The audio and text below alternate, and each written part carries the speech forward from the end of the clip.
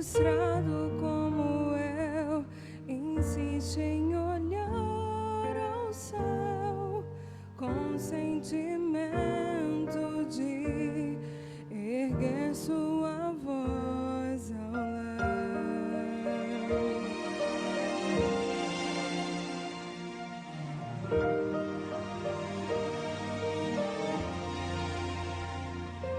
Lá dentro a fé que agoniza,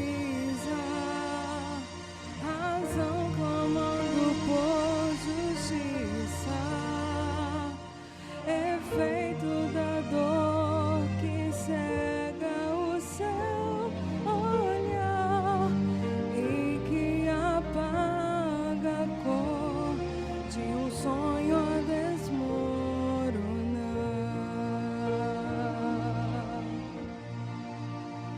Quero ser a sua visão e acalmar a agonia do seu coração. Quero ser o reflexo, polir e cantar suavemente pra você dormir. Quero ser sua motivação e manter a união entre a vida e a paz. Quero apenas ser o Deus que tudo faz.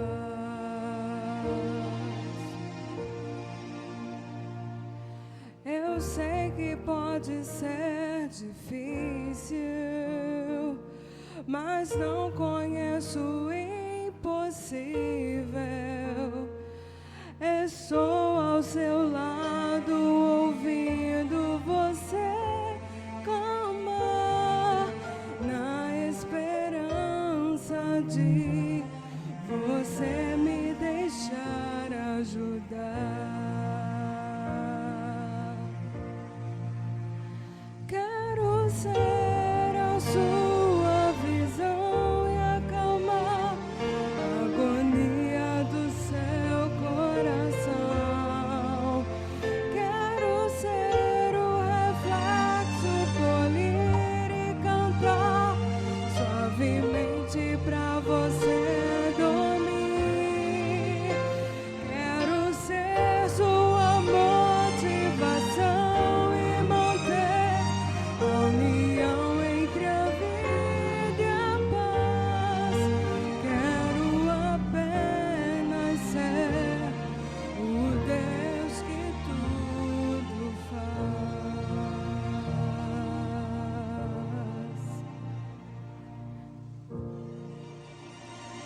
Só quero ser Deus.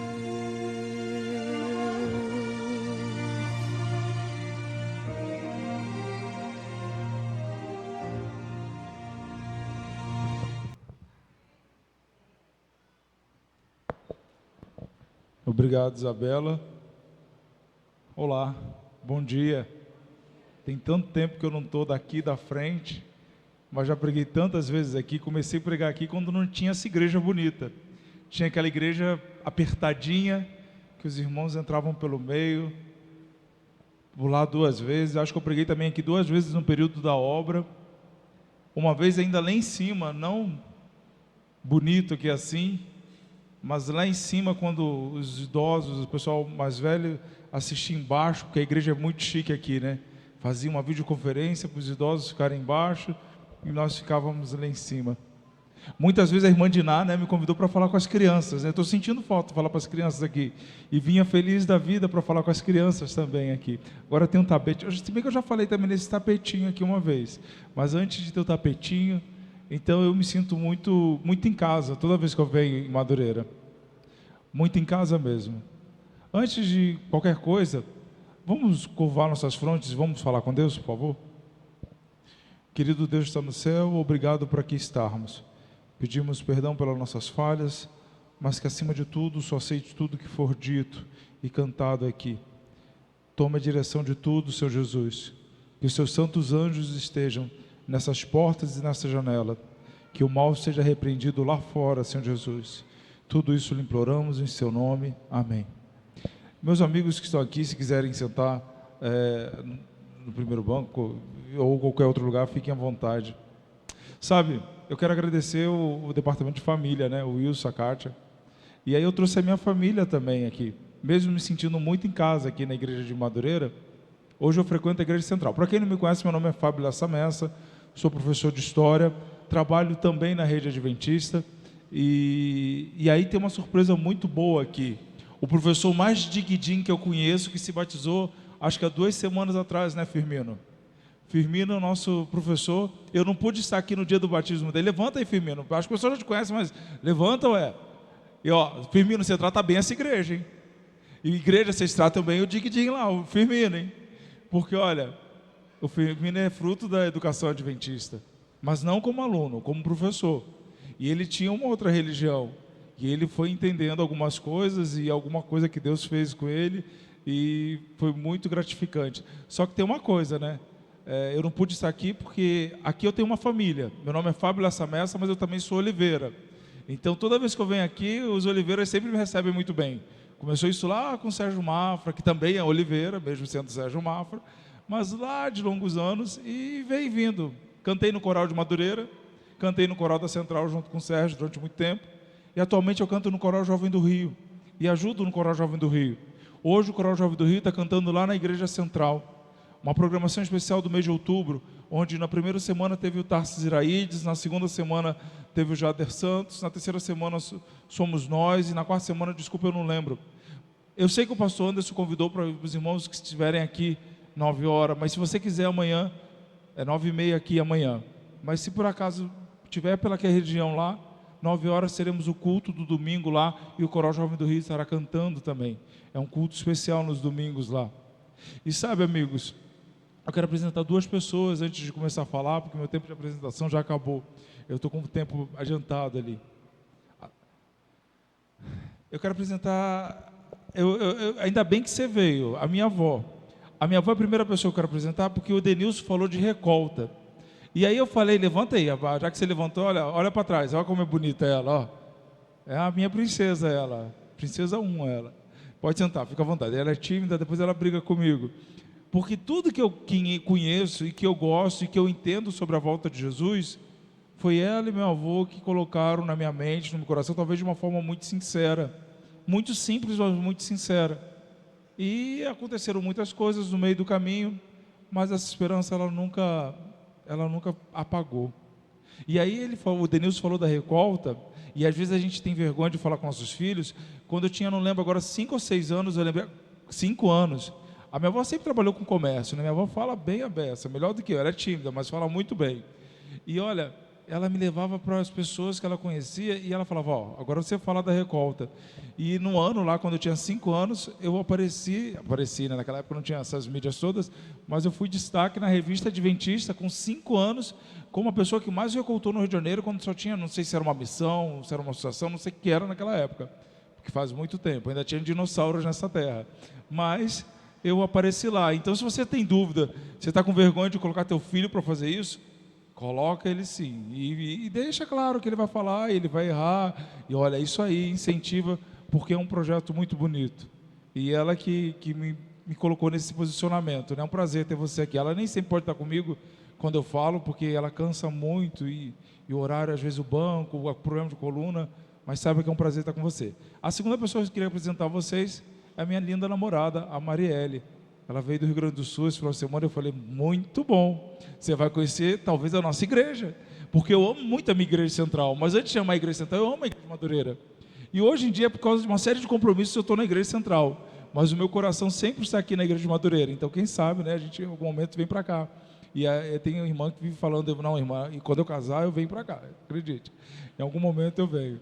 Sabe, amigos, nós estamos num momento muito especial do nosso país, e um momento muito especial do planeta. Nós percebemos nitidamente que Jesus está voltando. As pessoas, pelo menos no nosso país, elas nunca falaram tanto como estão falando, provavelmente nos últimos 2 meses, sobre política. E a gente não vê o nosso país ligado à política. Eu não vou falar de política, eu acho muito errado alguém usar de política, mas uma coisa eu quero te dizer é o seguinte, está lá na Bíblia, se eu não me engano está em Romanos e 1 Pedro, ore a Deus para tomar a decisão do seu voto, independente se você vai ter um candidato ou uma candidata, no governo do estado, um candidato ou um candidato, ore a Deus, peça sabedoria, e não é o que eu estou dizendo é o certo, ou que o seu candidato é o certo, não, peça a Deus sabedoria, porque o nosso futuro depende desses homens, e Deus diz que nós devemos respeitá-los, mas também devemos orar por eles. Então nesse momento eu quero, como professor de história, a Adriana entende o que eu estou falando, nesse momento porque o melhor de tudo não é você votar em quem eu penso, ou eu votar em quem você pensa, é esse debate, mas acima de tudo, nós como cristãos, porque a gente não consegue falar isso para quem não é cristão, ore a Deus, peça sabedoria, porque tudo pode mudar em qualquer momento, se nós tivermos um candidato ou uma candidata ruim, e que muda a vida das pessoas. Nós estivemos com o Sérgio, na época que o Sérgio era o presidente do coral, na Argentina, cantando com o coral jovem coral da Central lá, Coral Jovem Central Rio, né? Eu já estou errando o nome, olha a situação, Coral da Central, e nós estivemos nas duas principais igrejas da Argentina, e nós levamos um susto, porque olha, e olha que aqui a gente sabe que a igreja de Madureira é uma igreja respeitada, mas os irmãos devem concordar comigo que nós estamos longe, nossos bolsos, de sermos elite do Rio de Janeiro. Tem muita gente mais rica nesse Rio de Janeiro. E mesmo nós sendo simples e sendo classe média, ou até vezes classe baixa, mas temos isso aqui, as duas principais igrejas que nós fomos lá na Argentina, elas estavam como o Brasil era no passado, por causa de políticas erradas. Então nós temos realmente que pedir a Deus sabedoria, independente de quem você vai votar. Eu não estou dizendo em quem você vai votar, mas peça a Deus, faça um exame de consciência. Sabe, amigos, eu vou parar de falar agora porque eu gosto de falar de fé, e vamos falar do céu. E eu queria pedir que você abrisse sua Bíblia em Hebreus 11, de 1 a 3. Eu gosto muito de Hebreus.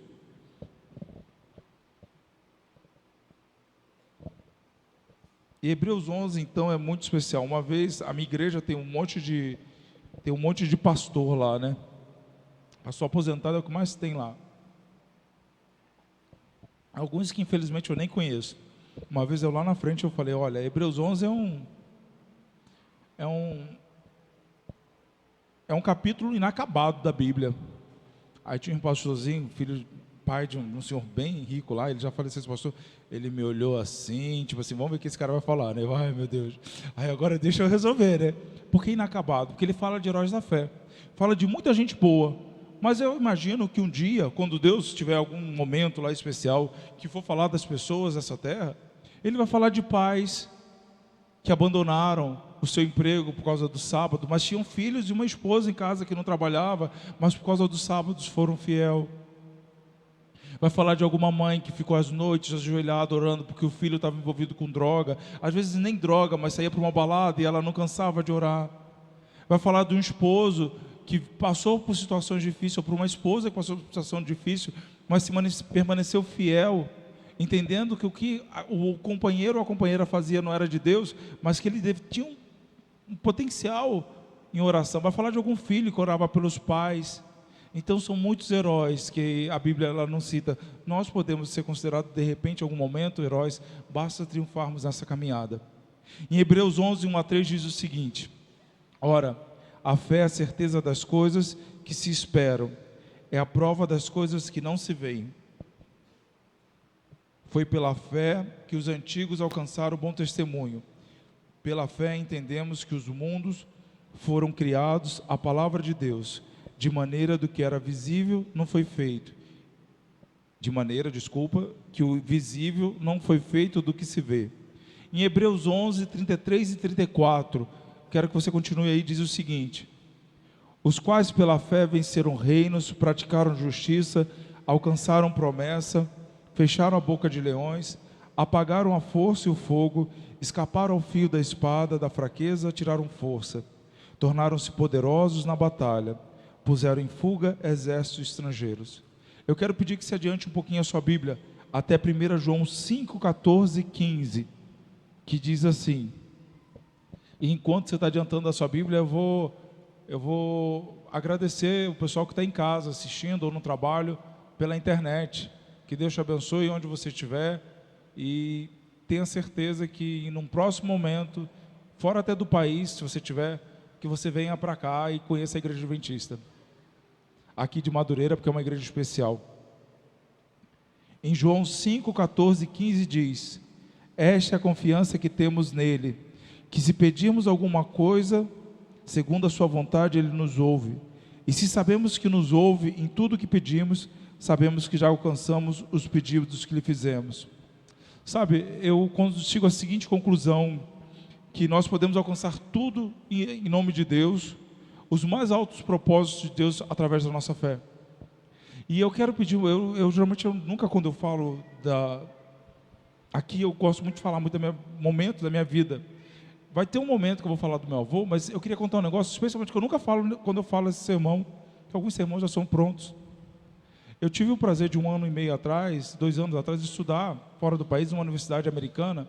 Eu fiz só um curso, não estudei, não fiz nenhuma graduação. E lá nessa universidade, o que acontece? Em frente à universidade, eu fiquei com muito orgulho da Igreja de Madureira, porque tinha um irmão que foi da Igreja de Madureira, e ele foi pastor, e eu não lembro o nome dele agora. E eu falei, ele lembrou de algumas pessoas, e lembrou de umas pessoas que nem estavam mais aqui. Eu falei, e olha, e tem uma porção de gente aqui da universidade que foi de Madureira, inclusive um doutor que estava dentro lá, que é o doutor lá, chefe da biblioteca Tiago White, ele foi membro aqui da igreja. E você vê como nós não temos noção até onde nossos grãos vão, né? Que a gente solta e vai até onde vai, até onde Deus tem levado essa mensagem, até onde a poeira desse chão Ele leva. Eu tenho certeza que se a gente parasse de pregar, e se esse monumento que hoje é novo, mas se Ele falasse tudo que Ele já viu, todas as vezes que alguém ouviu o choro dos pais, com certeza teria muita história impressionante, e nós não sabemos até onde vão. Mas voltando aqui, na Bíblia nós encontramos muitas pessoas que foram provadas, mas eu tenho certeza que se você orar pela Bíblia, você vai entender o seguinte: nossa, parece que essas pessoas eram meio super-heróis, né? Elas tinham poderes, tinham forças especiais, e não é nada disso. Essas pessoas não eram super-heróis, elas não eram melhores do que vocês, do que eu. Elas eram frágeis como qualquer ser humano. E um bom exemplo disso é um homem que eu gosto muito, que é Elias.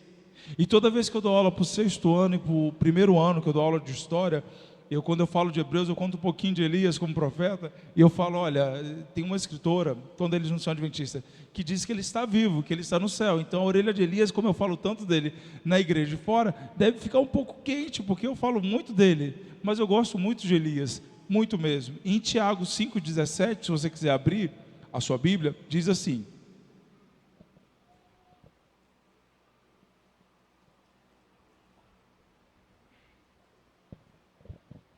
o profeta Elias, 5,17. O profeta Elias era um ser humano como nós. Ele orou com fervor para que não chovesse durante 3 anos e meio, e não choveu sobre a terra. Mas apesar de ser um pedido muito comum, Deus ouviu a oração de Elias, e tinha um propósito na vida de Elias. E é mais ou menos assim a história de Elias. Elias foi visitar o rei Acabe, e chegando lá, o rei Acabe era o Deus de Israel. Ele era casado com uma rainha que foi conhecida como Rainha Má, Jezabel. E Elias chegou para Acabe e falou assim: Acabe, você está errado. Foi porque você se envolveu com a rainha Jezabel que o povo está adorando agora o Deus fenício, não o Deus dos céus, o Deus fenício. Acabe levou um susto. E porque o povo está pecando por causa de você, durante muito tempo não vai chover nessa terra. E logo depois Deus pediu que ele saísse, porque a coisa ia ficar feia. E ele se escondeu próximo ao leste do rio Jordão. E lá ele foi alimentado por corvos, como foi relatado em 1 Reis 17, 3-4. Sabe? Era porque Elias era um homem de grande fé, que ele pôde ser usado por Deus nesse momento especial do povo de Israel, um momento crítico de salvação mesmo do povo de Israel. Mas a gente vai entender como ele era humano. Lá em 1 Reis 18:1 diz que algum tempo depois, no 3º ano de seca, Deus disse a Elias: vá, apressa-te, apresenta-te ao rei Acabe, pois eu vou mandar chover. De repente algum pai, Deus viu o sofrimento das famílias e pensou: não, vou mandar chover. E quando Elias veio chegando na cidade, eu imagino que as pessoas começaram a olhar para Elias e falaram assim: olha, esse não é aquele profeta que disse que não ia chover? Olha, eu acho que é aquele profeta, sim. E Elias foi reunindo uma multidão que estava pior do que muitas vezes o nosso povo no Nordeste, quando não tem chuva de maneira nenhuma. Não sei se pior ou igual, mas uma multidão extremamente necessitada. E agora Elias fala o seguinte: olha, por gentileza, chame os profetas de Baal. 450 homens. Se você continuar lendo 1 Reis, você vai descobrir que não eram só 450 homens. Tinha 450 profetas de outros deuses. E aí eu vou falar só dos 450 homens de Baal.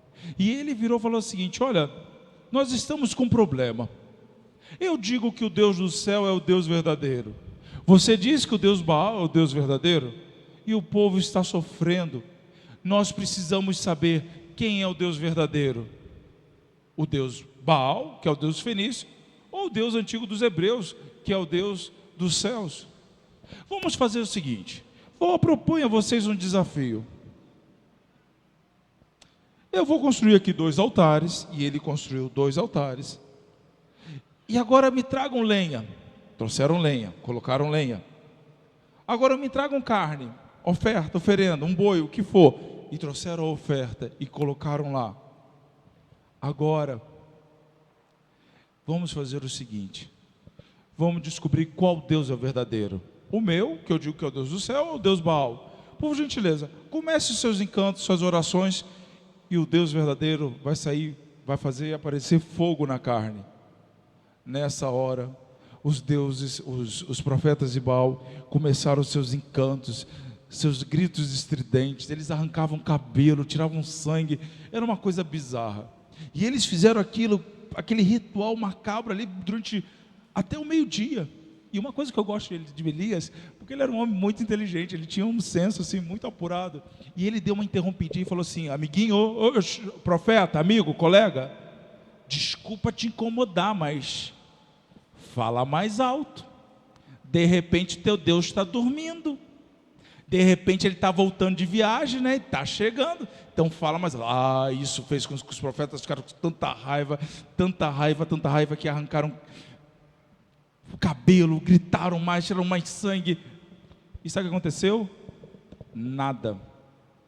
Ellen White, no livro Profetas e Reis, na página 73, ela diz o seguinte: Satanás teria vindo em socorro desses, enviando fogo para queimar o sacrifício. Mas Jeová restringira o seu poder. Nem todos os artifícios do inimigo podiam lançar sobre o altar de Baal uma única centelha. Sabe, eu paro um pouquinho aqui, eu falo da nossa vida. Eu fico muito feliz que nossos olhos são cerrados.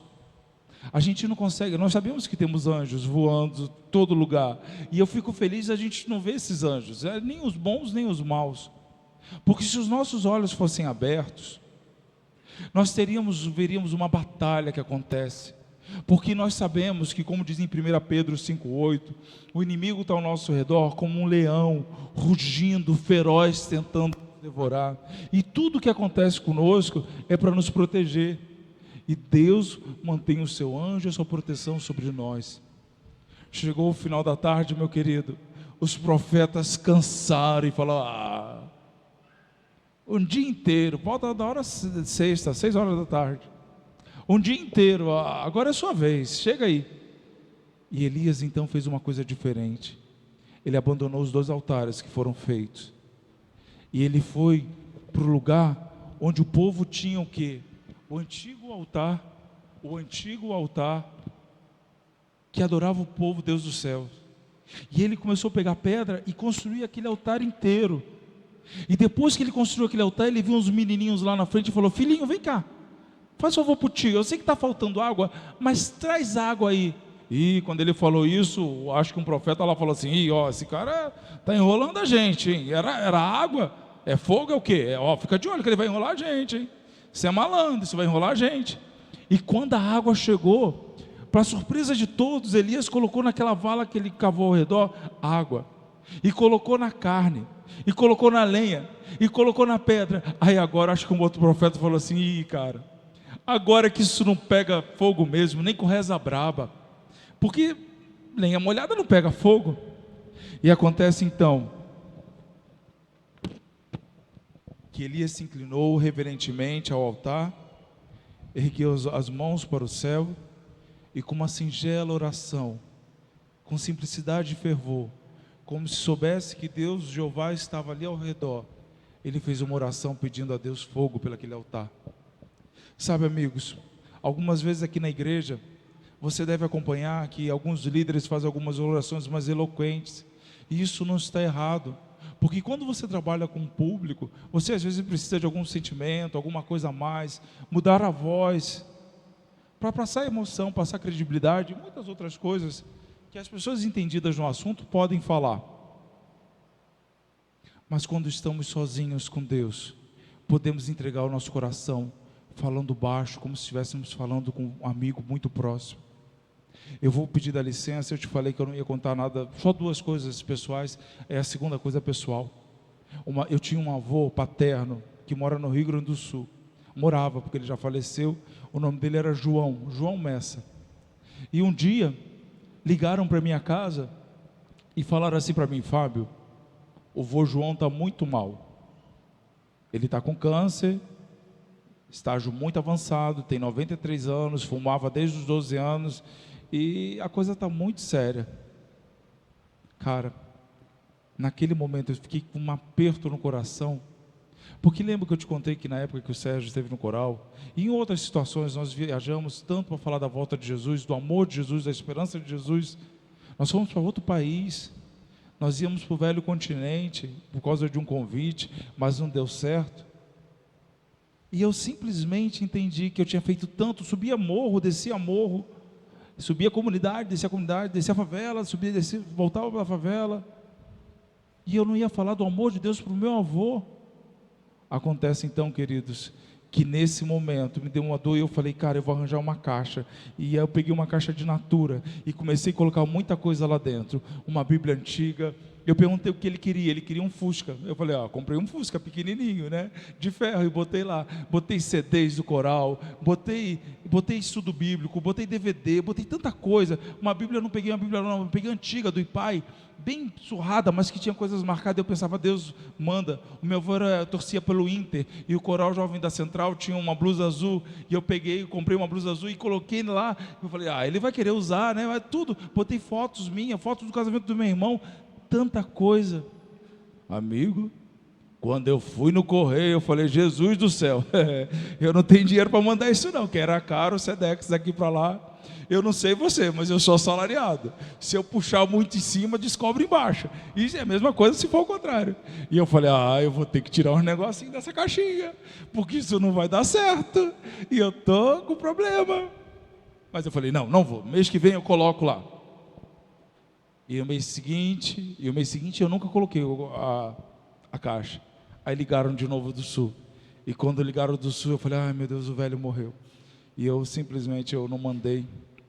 E aí me disseram: não, ele não morreu, só que amputaram as duas pernas dele. Ele está em estágio realmente final, muito pouco tempo, e se você quer fazer alguma coisa, faça, porque falta muito pouco tempo.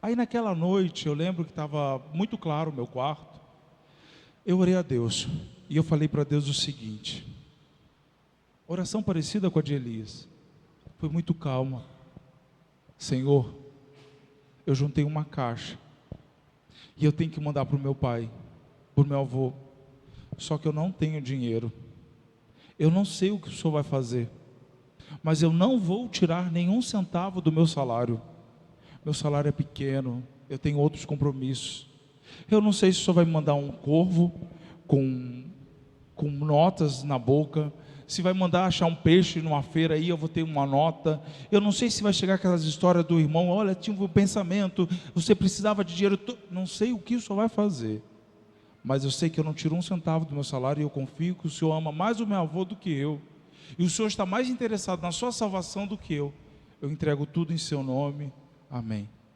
No dia seguinte me deu vontade de arrumar meu armário, meu quarto, e comecei a arrumar, tira coisa, bota coisa, tira coisa. E achei, irmãos, acredite, escondido no meu guarda-roupa, perdido de quase 2 anos de uma viagem internacional que eu fiz de 2 anos antes desse acontecimento. Um porta-dólar. Para quem não sabe, você me desculpa explicar, porta-dólar é tipo um pochete que fica entre a calça e a roupa íntima, quando a gente viaja. O nome é porta-dólar só porque no começo o pessoal viajava só para os Estados Unidos e levava dólar. Mas pode ser qualquer outra coisa. E ali você guarda o dinheiro, o passaporte. E naquela pochete, naquele porta-dólares, eu achei notas de reais e notas de dólares. Acredite, exatamente o valor do Sedex. E Deus manteve escondido ali por 2 anos, para que eu achasse no meio de uma oração. E aí eu te digo, você acha que uma oração simples e singela, ela não pode ser atendida? Acontece então, amigos,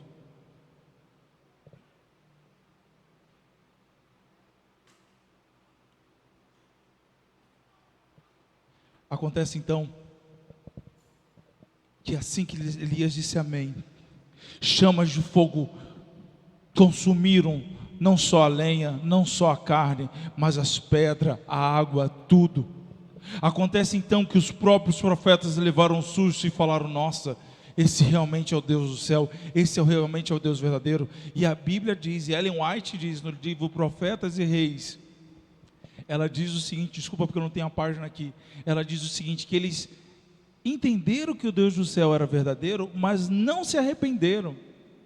E aí Deus dá uma ordem para Elias: olha, mata essas pessoas, porque eles vão sair, você vai sair daqui e eles vão continuar falando errado e o povo vai se perder de novo.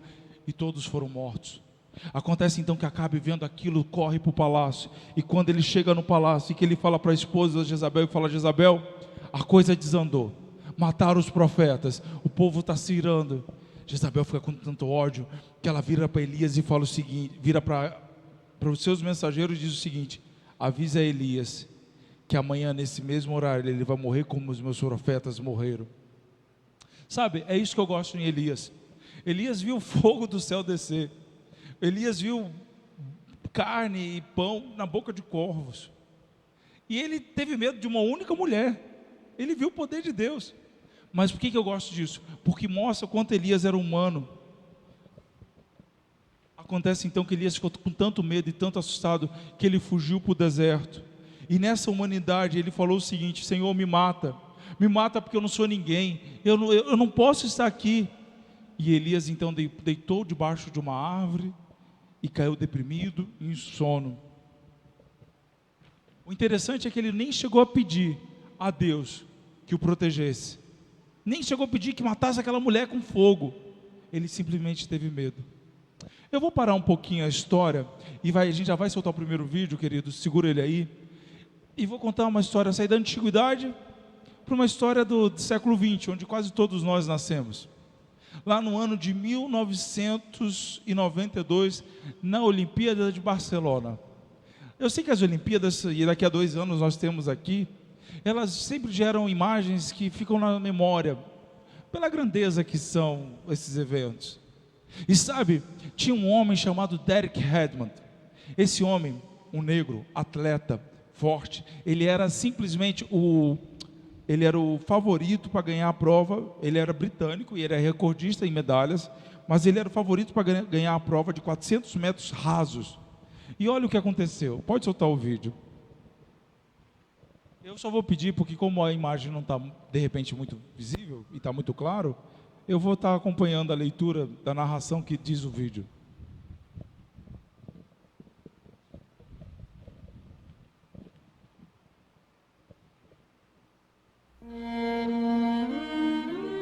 As coisas nem sempre acontecem da maneira como planejamos. Esse homem aí está de azul, ó, esse é o Derek.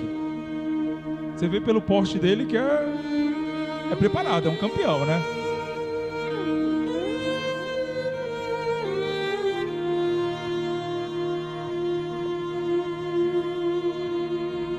Derek Redmond era o favorito para a medalha de 400 metros rasos olímpicos.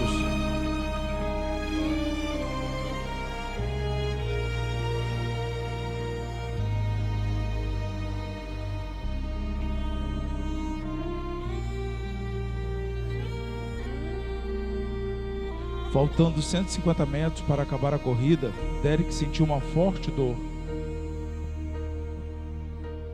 agonia, ele caiu no chão com o tendão rasgado. I am down and oh my soul so weary. When troubles come and my heart burdened be, then I am still and wait here in the silence. Mas ele não estava disposto a desistir. Determinado em continuar a corrida, ele continuou. You raise me up so I can stand on mountains. O homem correu para o lado do Derek, rompendo o bloqueio dos seguranças. Stormy seas. I am strong when I am on your shoulders. You raise me up to Era o seu pai. I can be. Você não precisa fazer isso, disse o Derek. Sim, eu sei, respondeu o pai. Mas agora vamos terminar juntos.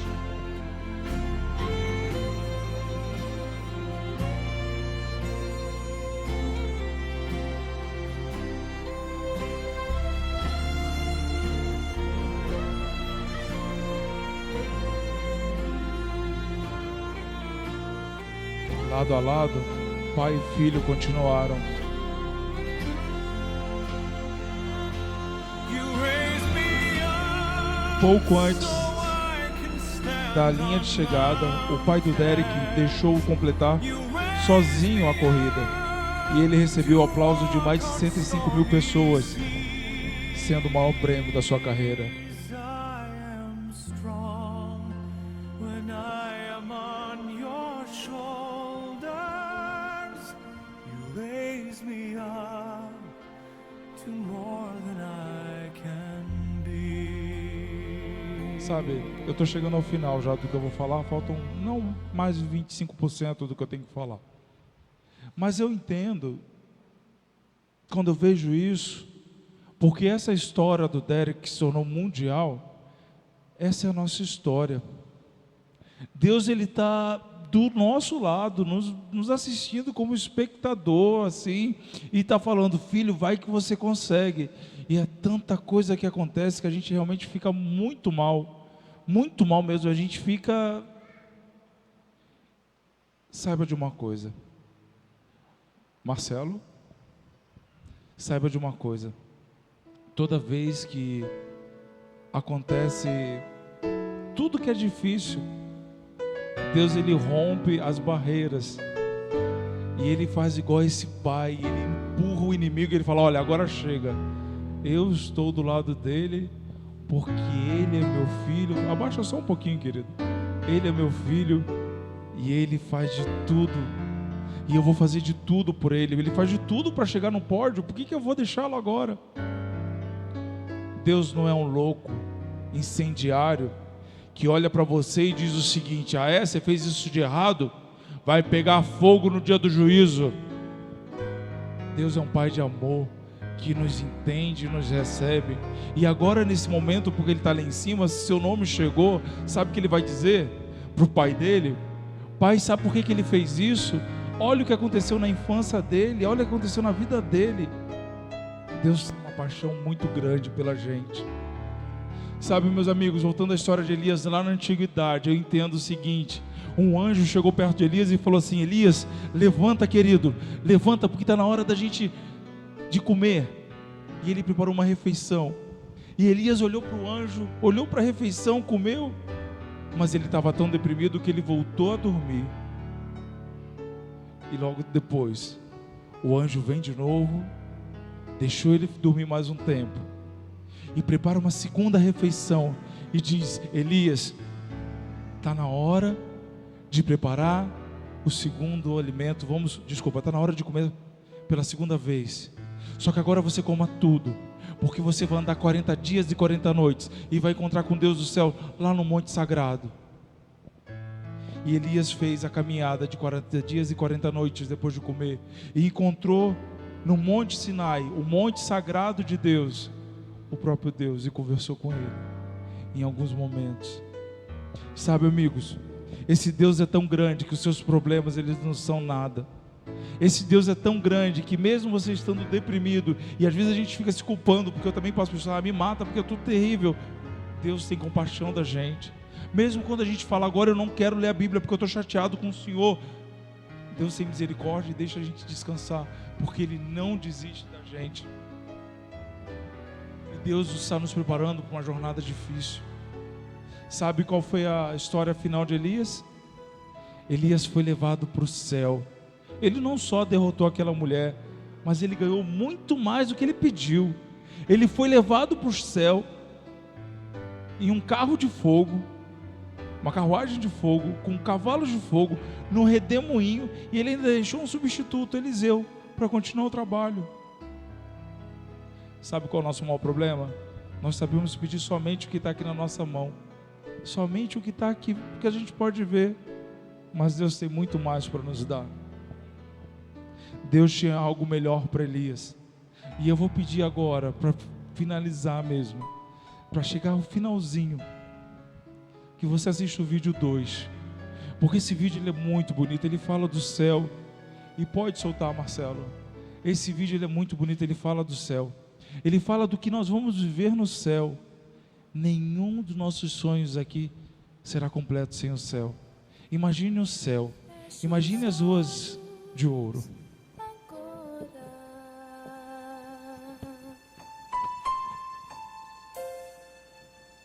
Imagine o céu,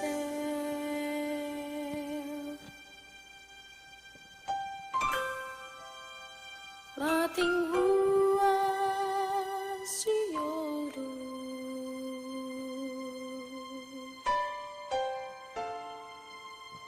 e um rio de cristal.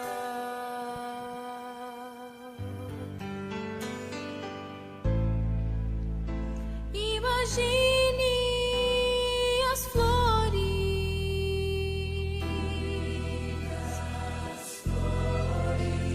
lindas como você nunca viu.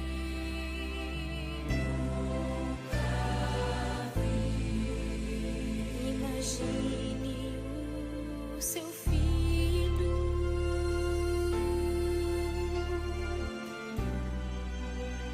brincando com um leão.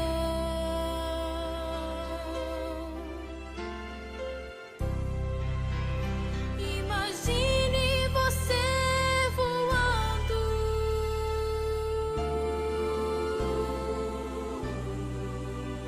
de mãos dadas com seu anjo.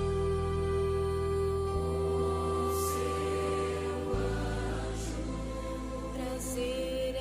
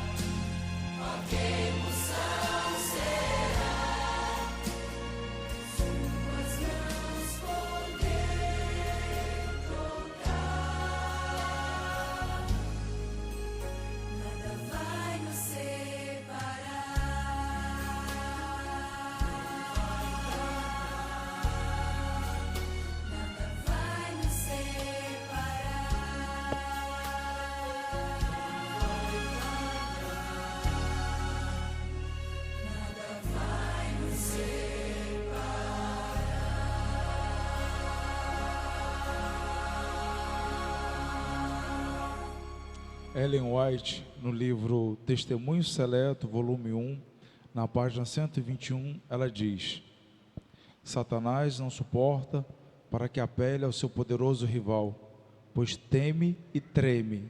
Teme de medo, temer, e treme diante de sua força e majestade. Ao som de uma poderosa oração, todo o exército de Satanás treme. Nós sabemos que Jesus está voltando. Nós vemos isso em todos os momentos.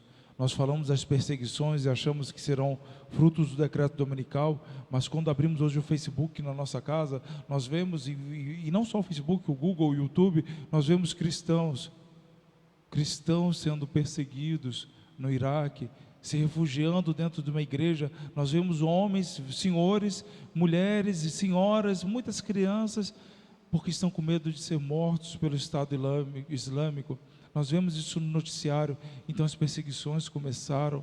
Não é um povo, e sim é o povo de Deus, que nós somos cristãos. Nós não podemos esquecer que, independente dos nossos problemas, Jesus está voltando.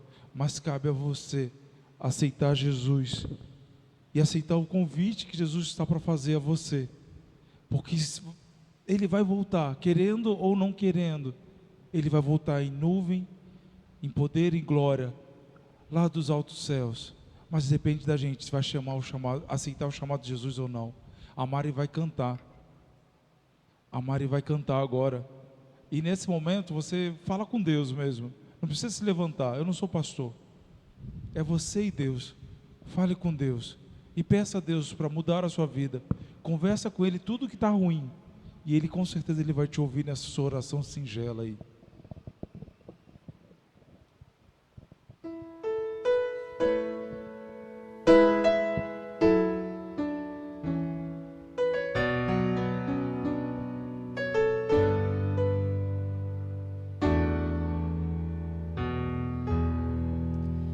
Quando Jesus te chama e tu não vês, pra onde vais então? Voltas pro mundo e tudo que contém, mas voltas triste como ninguém. Porque voltar pro frio gelado que destrói e abandonar os braços de amor do Pai? Porque insistir no que te faz tão mal, no que te rouba a paz? Vem pra Jesus, vem pra Jesus. Agora é o momento, não podes deixar pra depois.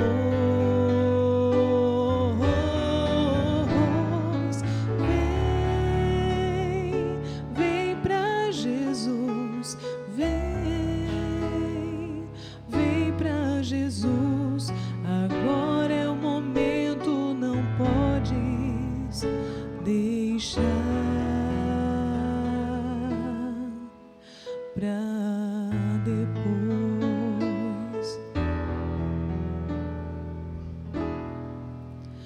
Quando Jesus te chama e tu não vês, pra onde vais então? Voltas pro mundo e tudo que contém, mas voltas triste como ninguém. Porque voltar pro frio gelado que destrói e abandonar os braços de amor do Pai? Porque insistir no que te faz tão mal, no que te rouba a paz?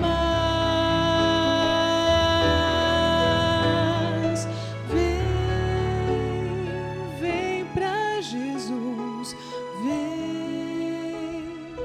vem pra Jesus. Agora é o momento, não podes deixar pra depois.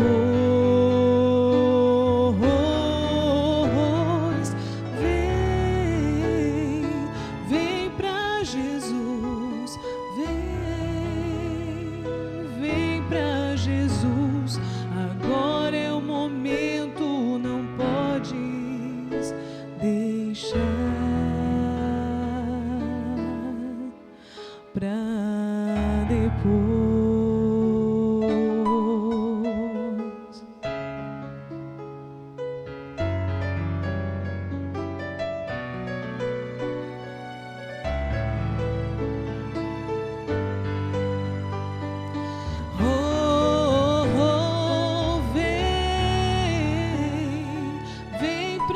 Jesus, vem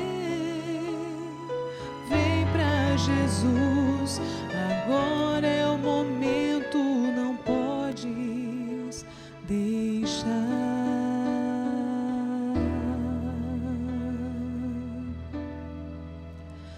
Quando Jesus te chama e tu não vens, pra onde vais então?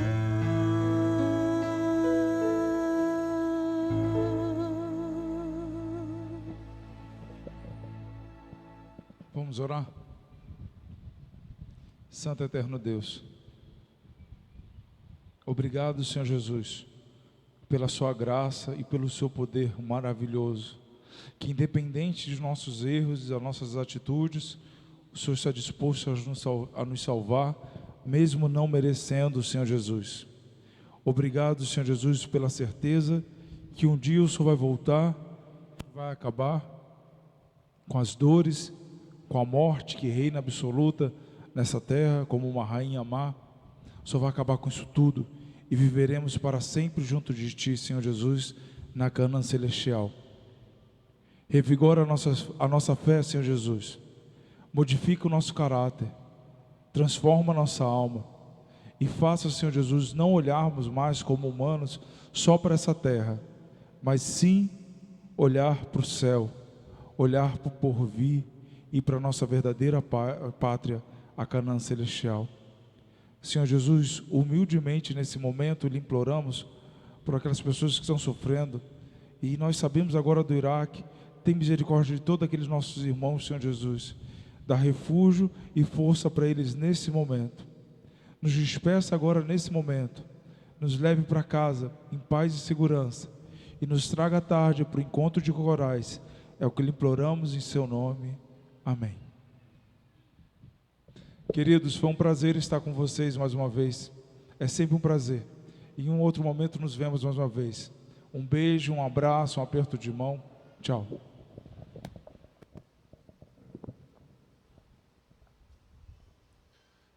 Nós vamos cantar o hino da despedida agora. Só lembrando a você, irmão, que esse é o nosso terceiro encontro de corais. Você sabe que a igreja sempre fica muito cheia, são muitos corais, então chegue na hora para você tomar seu lugar, para você desfrutar de todo esse louvor, essa festa de louvor que nós vamos ter, tá bom? Vai ser a partir das 17 horas, então faça planos para chegar às 17 horas, para você que é daqui não correr o risco de ficar lá fora, tá?